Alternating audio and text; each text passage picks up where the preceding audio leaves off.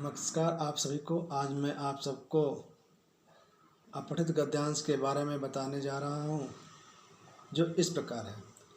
अपठित गद्यांश गद्यांश का एक ऐसा अंश है जिसका अर्थ होता है जो पहले से न पढ़ा गया हो और पाठ्यपुस्तक का कोई अंश नहीं होता है। यह किसी पुस्तक, जीवनी, संस्मरण, समाचार पत्र या पत्रिका का अंश होता है। इस पर आधारित प्रश्न पूछने का उद्देश्य होता है छात्रों की भाषा और विषय वस्तु संबंधी ज्ञान की परख करना। छात्रों को चाहिए कि वे दिए गए गद्यांश को ध्यानपूर्वक पढ़कर ही पूछे गए प्रश्नों के उत्तर दें।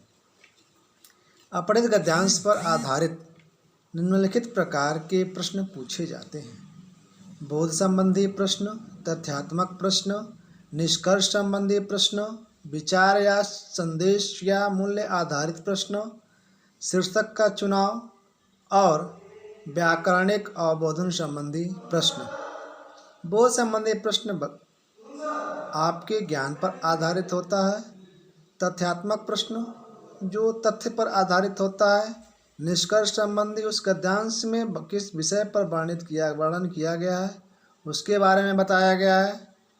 और विचार उस गद्यांश में किस चीज़ के बारे में विचार अभिव्यक्त किया गया है, क्या संदेश दिया गया है और उसका मूल्य क्या है, इस पर प्रकाश डालने की कोशिश की जाती है।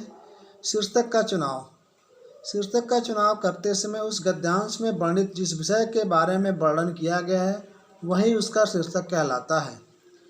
नेक्स्ट है व्याकरणिक अवबोधन संबंधी प्रश्न। व्याकरणिक अवबोधन, इसमें व्याकरण के तथ्यों पर आधारित जैसे पर्यायवाची, वर्ण विच्छेद, मुहावरे, लोकोक्ति इत्यादि से जुड़े प्रश्न पूछे जाते हैं। आइए अब आगे देखते हैं अपठित गद्यांश हल करते समय ध्यान देने योग्य बातें। सर्वप्रथम अपठित गद्यांश को 2-3 बार पढ़ना चाहिए। गद्यांश पढ़कर उसका मूल भाव या वर्णित विषय को समझने की कोशिश करनी चाहिए। दिए गए गद्यांश पर आधारित प्रश्नों को ध्यान से पढ़ना चाहिए तथा गद्यांश में प्रश्न में आए हुए शब्दों के संभावित उत्तर पर निशान लगा देना चाहिए। प्रश्नों के उत्तर गद्यांश से यथावत उतार कर नहीं बल्कि अपनी भाषा में देना चाहिए। प्रश्नों के उत्तर एक बार लिखकर बार बार पढ़ना चाहिए ताकि अशुद्धियों को सुधारा जा सके। धन्यवाद। यह वीडियो यदि आपको अच्छा लगे तो ज़्यादा से ज़्यादा शेयर और सब्सक्राइब करें। नमस्कार।